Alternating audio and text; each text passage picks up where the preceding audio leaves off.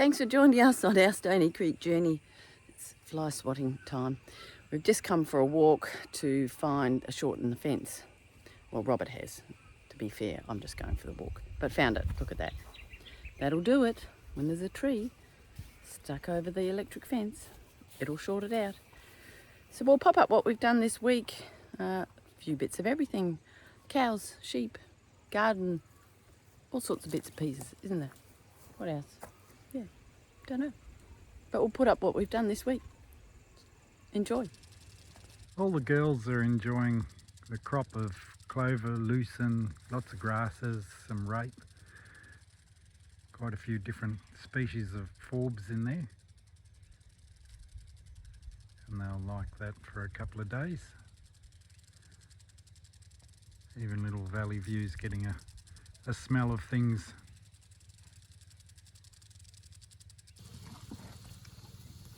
Valley is 1 week old today. Happy 1 week. And doing so well. Yes, up close and personal with spring rain. You think I've got more corn, don't you? Later, babe.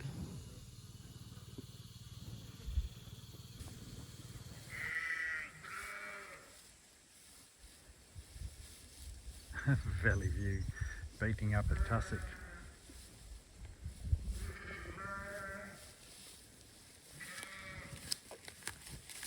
Old Bossy Boots comes into the picture. See what she's doing.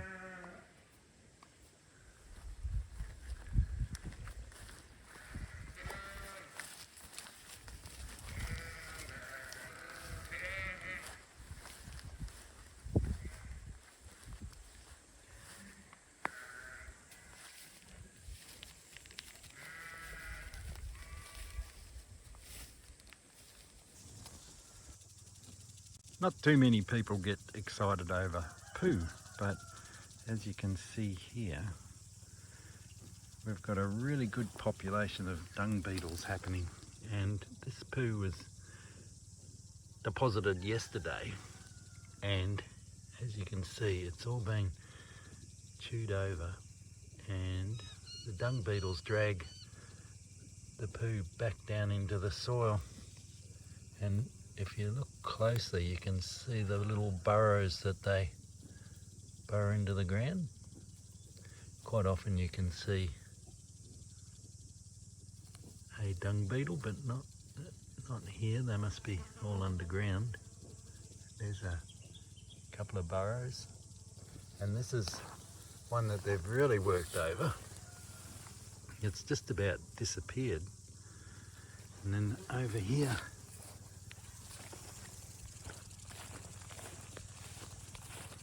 this poo's just about all gone. And there's lots of little burrows in the ground where the dung beetles have dragged the poo in. I'm just trying to find a dung beetle.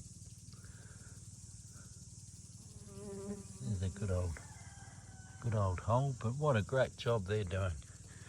We didn't have dung beetles in this paddock last year. Here's another poo that's been worked over. And it's just adding to the fertility of the soil and building humus in the soil. So that's exciting. As you can see from this poo here, it looks like a pretty solid poo, but when you get down close, it's just a cover over the top, just a thin layer. And the rest of the poo has been broken down. You can see some big burrows in there. We've got a couple of different dung beetles. There's a big black one, and then there's some little red ones.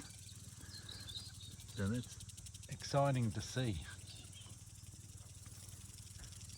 Also helps keep the fly population down. I've sent my helper out to bring the sheep in. She doesn't respond to whistles very well though. I get into trouble. But the cows have worked it out. They're in the laneway. Come on, sheep. time they moved out of this paddock and we gave it a rest. And it's going to be a stinking hot day today, so we're putting them into a paddock with a bit more shade. Hello boys. These are all our boys and Big Daddy.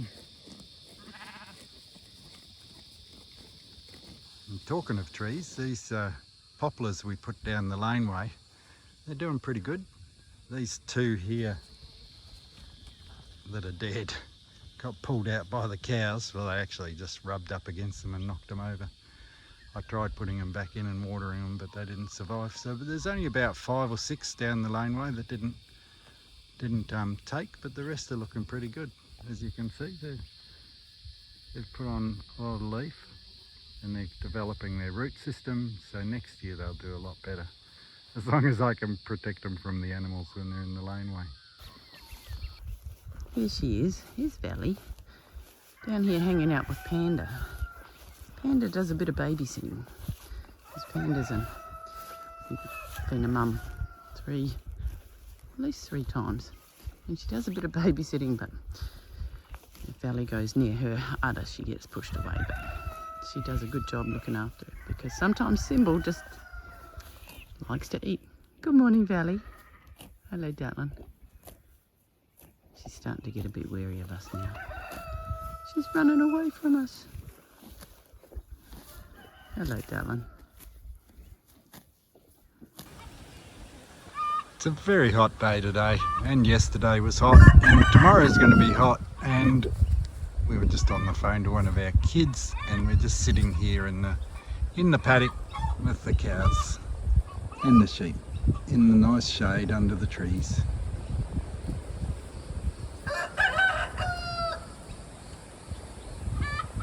Enjoying the peace and quiet until a rooster crows. One of the projects I wanted to do over the Christmas New Year break was re-oil the arbour, or the entranceway. It was starting to look really grey, so I've done that and it looks so good. What I've got to do is, haven't finished the side bits. But while I was oiling it, I said to Robert, would you do something for me? And like a good man, he's so good, when I ask him to do something, I asked for a couple of little beds, because in spring we planted, actually winter, these grapevines, and the idea was that we had 2 grapevines that will trellis up this arbour. So we popped them in. They didn't grow very well, but the soil under here, a lot of that was brought in and it was really dry. I mean, we dug in quite a bit and put some amendments in, but they haven't really grown as well as I'd hoped, and they got a little bit of frost damage. So putting this garden bed in will make the difference. And then I thought I'd like to plant some flowers. So all these little flowers here are zinnias that have been growing in the strawberry patch. So they're all self-seeded, and yesterday they were looking a bit droopy. So we made this garden bed, not yesterday, the day before, during the day and in the evening. So I'll water them again this morning. Let's have a look at this side. They were quite droopy, but they're looking quite good. So hopefully they'll survive. This grapevine here was looking better, but it sort of died off the top. So hopefully now that it's got some nice compost in there and some slow release fertiliser, and then there's a little sunflower over in the corner. This in here, some of them are a bit sort of wriggly because they've been under the strawberry netting. And then I'm going to see if I can transplant some marigolds that are in my veggie garden bed, but see what other flowers I can get there. It's looking good. I've got to finish oiling. You can see how this bit is not oiled compared to this bit. I like the look of the darker colour rather than the grey looking. Yeah. So Robert's so good when I ask for little projects. And it just, rather than what we were having an issue with the grapevine is when we mowed the lawn or whippersnipped, the chance of whippersnipping the grapevine was greatly increased when you've got grass everywhere around a plant. And it has happened before where you didn't see it there. So now we'll be able to certainly whippersnip along the garden bed better. So thank you, Darren. Grapevines, I'll show you these grapevines. Now these we were given, or I got them at a plant share 2 years ago, I think, and they just came as tiny little sticks. I was told they were a muscat grape, and I planted 4 little sticks in the ground here. The ground was so dry, but they have taken off this year, so I still need to probably put some more mulch underneath them. But the most exciting thing is, look, grapes. I didn't know whether we'd be able to grow grapes here, but our neighbour actually grows grapes. So we were hoping. This one doesn't look quite so good, but we've got, out of all those, 2 grapevines, and oh, there's another bunch of grapes down there. Oh, morning kookaburra. Hopefully we'll get some nice grapes. What I might have to do is, once these ones start getting a little bit bigger, I may have to put a bag around them for the birds. Not sure. But the birds do like when things get ripe. So they look great. So we're early morning, it's about 7:15 down in the corn and pumpkin patch. It's looking so good. And the watermelon patch. Check this out. A nice looking watermelon. There's 2 types of watermelon in here. One's a sugar baby, and there's one of those in there. But this was, I don't know what it was, the seed packet was just watermelon, but they're growing. I think it's time to see if there's any corn ready. The past couple of years, I've actually waited too long to harvest my corn. So apparently, once the silks really start to go brown and dry off like this, they're ready to harvest. I've been having a little sneak peek, so we'll pull a couple off and we'll see what we got. You can tell that Robert's down near the sheep because you can hear them. Oh, look at one of the beans growing up, way higher than the corn. Let's have a go. Aren't the zinnias beautiful? So these were ones that I just transplanted from the strawberry patch. But let's find. It looks like it's all dried off.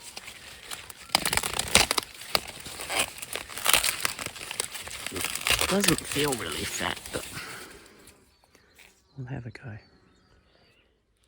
It's not a big corn, as in long, but it looks to be all fertilised and looks a nice colour, so might pick a couple more. Corn for dinner. So I've grabbed a few that I can see that look possibly ready. One is not being fertilised properly, but the other ones look pretty good. They're smaller, but that's probably the type of corn. They're a heritage corn. I must look at the name of them, but all this corn patch was from corn that I saved, that I grew last year. So considering it's all my saved seed, I'm pretty happy with that. Then I've got a couple of little bits to give to the cows. So I'll keep harvesting, I think, every couple of days, and hopefully we'll get on top of it. This corn here was planted in seed trays at the beginning of spring, so September, and this first lot actually didn't do as well as the second lot that was planted 2 weeks after. So it's always been a little bit smaller, so it'll be interesting to see what the next lot has got. Whether they're a little bit bigger, and they actually look like they're possibly a little bit bigger. And the beans are starting to grow. Nice. can see this bean has got some lovely beans from it now, which is the best thing about planting beans on corn. You don't need a trellis. And for those that might have seen earlier videos when I planted this corn, the beans actually came out. I just dug them out from my garden. They were growing in weird places, and I just dug them out and planted them here and hope they grew. It's great. Really, they really complement each other, beans and corn. The girls like corn.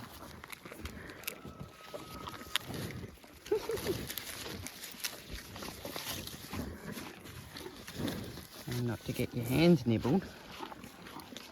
There'll be a lot more of that, girls. Where'd that one come from?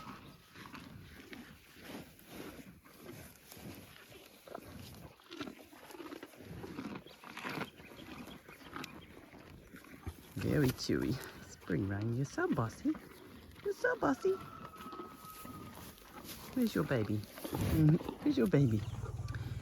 This time of year is also when our first peach tree comes alive, and I've just picked some beautiful peaches. Thank you, Annie. And when they happen quick, and there's nothing more delicious than a fresh peach from the tree. They are so sort of tender that they bruise really easy, so you've got to get them while you can. I'm going to have a go at dehydrating some. I freeze them. I've also canned them, but we didn't use the canned ones as much as I used the freezer ones. So we'll keep doing some of those little projects. When you start harvesting lots of things, it means you've got to preserve them for when you don't have a harvest. So that's today's job as well. We're at the beach doing some night fishing for some whiting. It's about 6:30. Some off-farm activities. We only live about 30 minutes from the beach, which is one of the reasons we picked our special farm. Ronnie loves fishing, and we love catching some fresh fish for dinner. It's a beautiful night. He's already caught a couple. This is just spectacular. So some nice off-farm activities. So thanks for joining us, and we'll see you next week back on the farm.